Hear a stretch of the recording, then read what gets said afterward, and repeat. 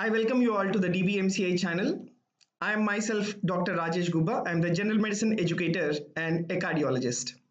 So, as a part of the daily clinical ECG discussion, today I'll be discussing the clinical case scenario number 9.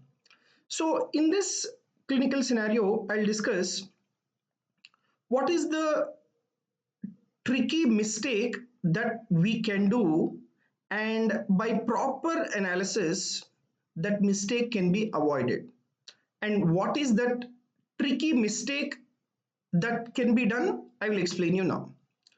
Okay, so before going ahead with the session, let me tell you, on 29th of January I'm discussing the entire ECG all the way from basics to the advanced level. Attending this particular ECG session is very important because I'll be discussing all the clinical emergency scenarios which will be useful for you to save the life of the patient. And this particular session will be useful for the students appearing for who are in third and fourth MBBS, who are interns and post-interns, and those students appearing for the postgraduate entrance exams, senior and junior registrars, and as well as the practicing physicians. And after the session, I will also provide you the PDF of the entire session, whatever I have discussed. And this session will be on eGurukul app, and it will be a live session. Recorded version will not be available. And the session will be from 9 a.m. to 9 p.m. Having said this, let me discuss the clinical scenario. So, I had one 54-year-old male. He has a history of diabetes mellitus and as well as the hypertension and atrial fibrillation. So diabetic, hypertensive, and so if you take the CHA2DS2 VAS scoring system, the score will be around 2. So immediately I have started the patient on the anticoagulation. And after starting anticoagulation, right, he was monitoring his INR, but one day he presented to the emergency department following a syncopal episode while having his blood being drawn. He reported feeling lightheadedness during the procedure of blood being drawn and lost consciousness for almost like 1 minute. And he was in seated position whenever he lost the consciousness. And he awakened within 1 minute. And he denied any chest pain, shortness of breath or palpitation prior to the event. And he continued to have the feeling that lightheadedness. So syncopal episode, regained consciousness within 1 minute and feeling lightheadedness. And past history, diabetes, hypertension, atrial fibrillation is there, for which the anticoagulation is being started. Cardiovascular examination, the heart sounds, they are muffled. The peripheral pulses are palpable, but they are feeble. There is alternating strong and as well as a weak pulse, which is hitting my finger. And upon a quick investigation, this is the ECG of the individual. And I had an emergency INR which is being done. The INR is 6. Now, what was a hurry for me to get the INR being done? Because the patient is on oral anticoagulation, that is Coumadin, which will fluctuate the INR. So the normal INR value is 1 to 1.5. And the patient who is on Coumadin, the INR that is being maintained is in between 2 to 3. But this patient is having an INR of 6. And this is the ECG. Now, what are the abnormalities that you will see in the ECG, and what next? What will you do to this particular patient? So the same patient you are seeing in the emergency department, what will you do? First of all, let me discuss the ECG. So what are the characteristic features in this ECG? You have the presence of low voltage complexes, right? And the rhythm also, if you see, it is an irregular rhythm. And why irregular rhythm? Already we have discussed, the patient has the history of atrial fibrillation.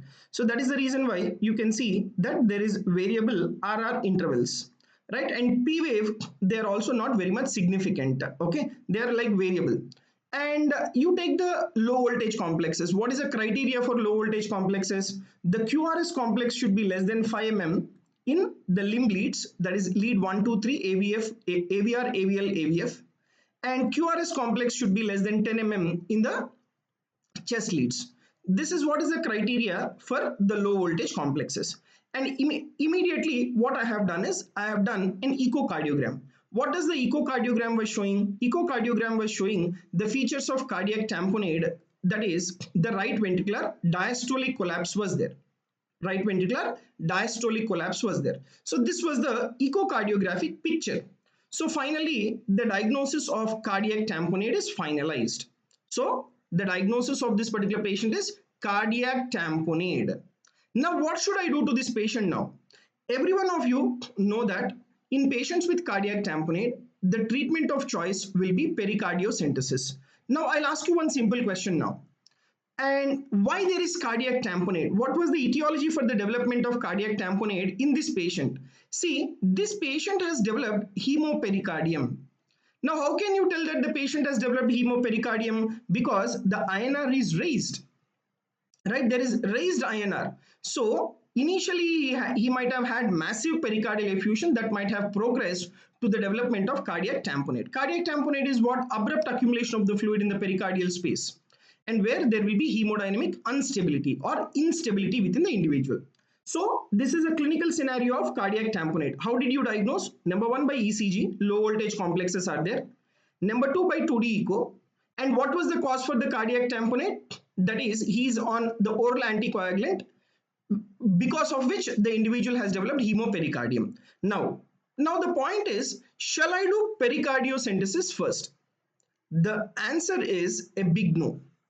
This is very important point. For this, I am discussing this clinical scenario. Shall I do pericardiocentesis first? No. I'll tell you what I have done. What you have to do is, first, there is bleeding tendency in this individual.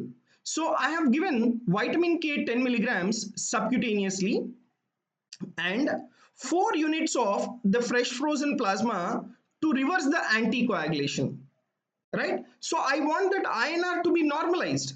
Without the INR being normalized, if I do pericardiocentesis, that will further precipitate the bleeding abnormality. So I have given the drugs which will reverse that particular INR.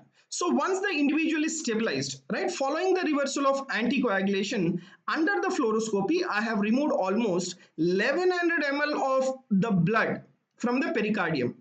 Right, it was like hemopericardium. Once I removed the blood from the pericardium, the patient has improved both symptomatically and as well as the hemodynamically. And then I have sent the patient by keeping the patient for another 2 days under observation, then I have sent the patient in a stable manner. So what is the take home message here? The take home message is that please don't do pericardiocentesis without the bleeding parameters being normalized. This patient is having an INR of 6, which is very bad if you do pericardiocentesis without correcting the INR. So for which I have given vitamin K and as well as 4 units of fresh frozen plasma. So this is the interesting clinical scenario which I wanted to put in front of you.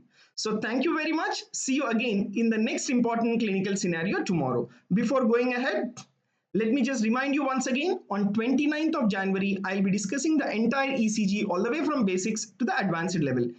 And those students who want to get subscribed, you can press on the link which is given in the description. Thank you very much. See you in the next clinical case scenario tomorrow.